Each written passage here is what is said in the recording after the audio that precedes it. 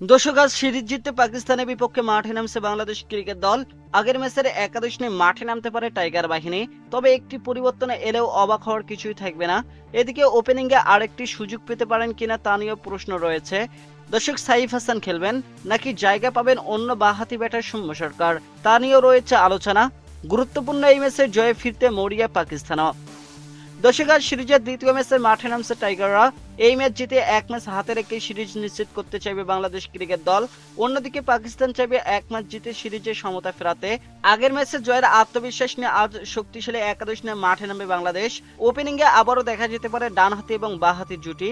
3 নম্বরে খেলতে পারেন অধিনায়ক নাজমুল হোসেন শান্ত। 4 নম্বরে কে খেলবেন তা নিয়ে খুব একটা প্রশ্ন নেই, সেখানে তৌহিদ হৃদয়ের খেলায় প্রায় নিশ্চিত। দর্শক, 5 নম্বরে খেলবেন লিটন কুমার দাস নাকি আফিফ হোসেন ধ্রুব, এ নিয়েও আলোচনা ছিল। তবে গত ম্যাচের মতোই লিটন কুমার দাসকে এই পজিশনে দেখা যেতে পারে। 6 নম্বরে দলের বিবেচনায় খেলতে পারেন আফিফ হোসেন ধ্রুব। 7 নম্বরে ব্যাট করতে পারেন দলের অধিনায়ক মেহেদী হাসান মিরাজ। যদিও সাম্প্রতিক সময়ে তিনি কিছুটা উপরের দিকে ব্যাট করছেন, তবে তার ধীরগতির ব্যাটিং মাঝে মাঝে দলকে ভুগিয়েছে। 8 নম্বরে ব্যাট করবেন দলের একমাত্র লেগ স্পিনার রিশাদ হোসেন। দর্শক, বোলিং বিভাগে নাহিদ রানা থাকবেন একাদশে, তবে তাসকিন আহমেদ কিংবা মুস্তাফিজুর রহমানের জায়গায় শরীফুল ইসলামকে দেখা গেলে অবাক হওয়ার কিছুই থাকবে না। নতুন বলে ব্রেক থ্রু এনে দিতে পারেন তিনি।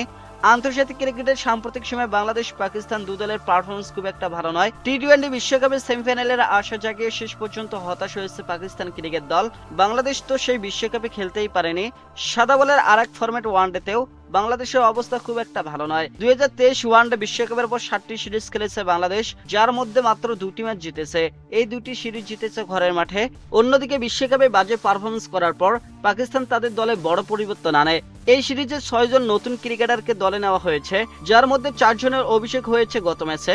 নতুনদের মধ্যে ফারহান কিছুটা ভালো খেললেও মাসাকাজা, আমির হোসেন এবং আব্দুস সামাদ উল্লেখযোগ্য কিছুই করতে পারেননি। প্রথম ম্যাচে পাকিস্তান 30.4 ওভারে মাত্র 114 রানে অল আউট হয়ে যায়। পরে বাংলাদেশ সহজে জয় নিশ্চিত করে ফেলে। তাই পাকিস্তান ক্রিকেটে এখন সমালোচনার ঝড় বইছে। সে কারণে আজ জয়ের জন্য মরিয়া হয়ে মাঠে নামবে পাকিস্তান দল। ম্যাচটি অনুষ্ঠিত হবে আজ দুপুর 2টা 15 মিনিটে মিরপুর শেরেবাংলা জাতীয় ক্রিকেট স্টেডিয়ামে। দর্শক, 3 ম্যাচের ওয়ানডে সিরিজের শেষ ম্যাচটি হবে 15 মার্চ।